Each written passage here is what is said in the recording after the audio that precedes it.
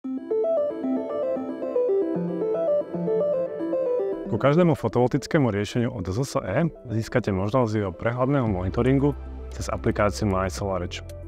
Táto aplikácia, oproti niektorým konkurenčným, je pre našich zákazníkov bezplatná. Môže ju používať viacero členov domácnosti naraz a zároveň ju môžete používať doživotne.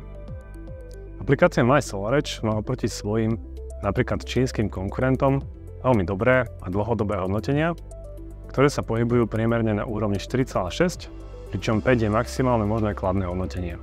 A to je dôkazom toho, že používateľa tejto aplikácie sú s ňou dlhodobo maximálne spokojní. Ak ju ešte nemáte, link na stiahnutie nájdete na webe zse.sk alebo v popise tohto videa. Po jednoduchej inštalácii z Google Play alebo App Store vám aplikácia ponúka jednoduchý vzdialený prístup a správu fotovoltického systému 24 hodín denne, 7 dní v týždni, počas dažďa či slnečného počasia. Poďme sa spoločne pozrieť na základné kľúčové funkcie a benefity aplikácie MySolarEdge. Aplikácia MySolarEdge ponúka dva typy monitoringu, základný alebo rozšírený. Rozdiel medzi nimi je ten, že v základnom monitoringu vidíte prehľad o výrobe systému a monitoring celého systému alebo každého panelu zvlášť. Základný monitoring je v cene riešenia a prístup k nemu vám po inštalácii fotovoltického diela automaticky pridelíme, pričom sa k monitoringu následne môžete dostať z vášho počítača, tabletu alebo smartfónu. Rozšírený monitoring, okrem výroby fotovoltického systému, zobrazuje aj spotrebu domácnosti, slúži na orientačný prehľad o spotrebe domácnosti, ako aj o orientačnej výške prebytkov dodaných do siete. Rozšírený monitoring sa poskytuje za doplatok 600 € pri okamžitej objednávke alebo 900 € v prípade dodatočnej montáže, pretože je priamo naviazaný na inštaláciu smartmetra, ktorý je zahrnutý práve v cene doplatku. Poďme sa teda pozrieť priamo do aplikácie a ukážeme si, aké údaje, grafické znázornenia a prehľady v nej nájdete. Na úvodnej obrazovke priamo vo vašej aplikácii uvidíte graficky jednoducho znázornené základné dáta. Začneme v ľavom hornom rohu úvodnej obrazovky, kde môžete vidieť celkovú výrobu systému počas aktuálneho dňa. To znamená, koľko kWh elektriny vám vyrobil váš fotovoltický systém za dnešný deň. Malou vychytávkou je grafická informácia o aktuálnom počasí v pravom hornom rohu, no a primárnym ukazovateľom je aktuálny solárny výkon. Teda takmer v reálnom čase vidíte, či váš systém aktuálne vyrába, v akom výkone, čo je veľakrát priamo úmerné práve poveternostným podmienkam, ktoré v daný moment panujú. Ak svieti slnko, fotovoltický systém vyrába naplno a naopak, ak je zamračené alebo prší, výroba je nižšia. Prípadne, ak už je noc, logicky fotovoltika nevyrába, čo vidíte v aplikácii. Výhodou je, že tu môžete odhaliť prípadnú poruchu alebo komplikácie. Napríklad, ak svieti slnko, ale váš aktuálny výkon je relatívne nízky, viete, že niečo nemusí byť v poriadku. Ďalej v aplikácii vidíte súhrnné údaje, koľko kWh ste vyrobili tento mesiac, tento rok, aká je vaša celková výroba od momentu, kedy bola vaša fotovoltika spustená. Ďalšie dva grafy vám poskytnú jednoduchý, ale praktický prehľad o výrobe vášho fotovoltického systému. V grafe výroba, po jeho rozkliknutí vidíte pekný prehľadný graf, ako vaša fotovoltika vyrába elektrinu v čase. To znamená, že vidíte jej výkon počas dňa, vybrať si môžete spätne aj konkrétny dátum, ktorý vás zaujíma, alebo máte k dispozícii aj ďalšie časové periódy. Čiže si pozriete výrobu za konkrétny týždeň, mesiac alebo celý vybraný rok. A ak by vás zaujímalo, aká bola výroba počas vášho fakturačného obdobia, túto možnosť tu nájdete tiež.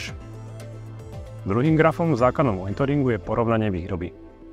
V zásade je to podobný graf ako predošlý, avšak v prehľadnej forme tu vidíte porovnanie výroby medzi časovými úsekmi, či už si pozriete výrobu po mesiacoch, kvartáloch alebo porovnanie medzi jednotlivými rokmi. V spodnej časti aplikácie sa ešte nachádza zaujímavá informácia, koľko ste vďaka fotovoltike ušetrili CO2 emisí a prepočet na ekvivalent zasadených stromov. Ak vás zaujíma prehľad o výkonnosti jednotlivých modulov, respektíve panelov v čase, kliknite spodnú menu na ikonku panelov. V prehľadnej štruktúre uvidíte váš systém s individuálnymi dátami každého panela zvlášť. Zaujímavé je grafické znázornenie modulu v prípade, že konkrétny panel je v danom čase zatienený mračnami, zasnežený, tienený stromom, prípadne znečistený. Ak z jedného z týchto dôvodov poklesne výkon konkrétneho panela, V tejto časti aplikácie uvidíte panel s nižším výkonom ako tmavšie znázornený. Prvým predpokladom, aby ste mohli využívať rozšírený monitoring alebo tzv. Monitoring spotreby domácnosti, je, ako sme už spomínali, mať nainštalovaný SmartMeter. Vďaka nemu získate prístup k naozaj užitočným dátam aj o spotrebe, čo vám na konci dňa môže pomôcť usporiť ešte viac nákladov na elektrínu. Úvodná grafika rozšíreného monitoringu je veľmi podobná tej, ktorú sme si už ukázali, avšak s jedným podstatným rozdielom. A síce, že k aktuálnemu solárnemu výkonu vám do grafiky pribudli aj elementy, znázorňujúce v reálnom čase vašu spotrebu. Okrem výroby tu teda vidíte aj, aká je vaša aktuálna spotreba priamo v domácnosti, či spotrebovávaná elektrina pochádza z vášho fotovoltického systému, alebo je spotreba krytá zo siete. V prípade, že vlastníte úložisko vo forme fyzickej batérie, v grafike reálne vidíte, či sa batéria nabíja, aké je percento jej nabitia, prípadne či je vaša domácnosť využíva práve elektrínu od nej.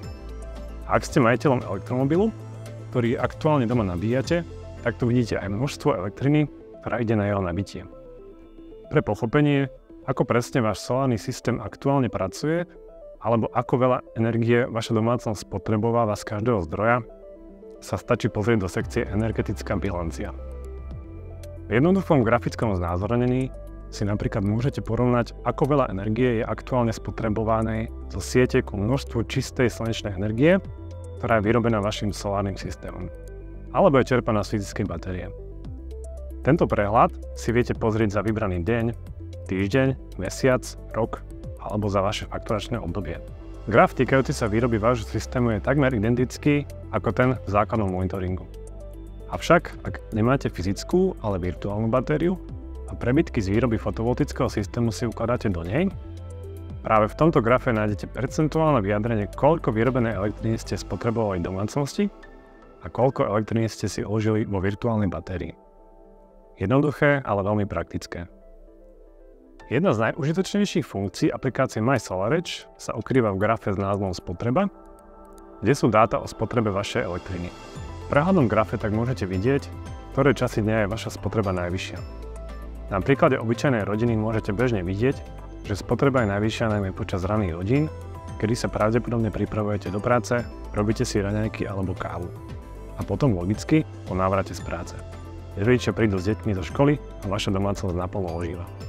Poviete si, že počas dňa je teda spotreba nulová, avšak zvyčajne opak je pravdou.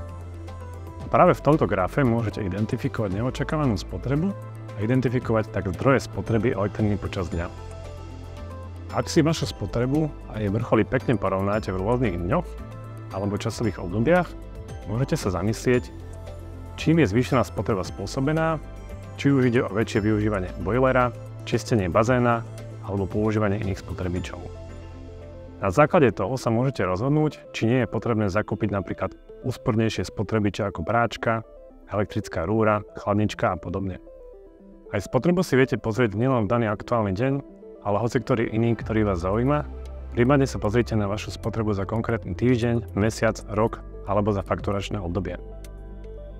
Zvyšné funkcie sú rovnaké ako v základnom monitoringu, teda v spodnej časti vidíme graf porovnania výroby a údaje o tom, ako veľmi je vaša domácnosť prínosná pre životné prostredie.